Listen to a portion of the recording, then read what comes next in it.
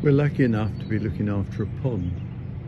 It's not a very smart pond, as you can see. It's got very steep sides which don't lend itself to much. Got a bit of weed, got some astilbes, some cornus, a few iris, not a lot else, but I'll tell you what it has got.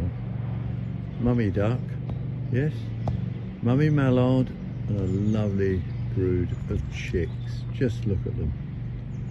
We just hope the fox doesn't get them, because he's a bit wild here. Now, out she comes. Now, will her little ones follow her?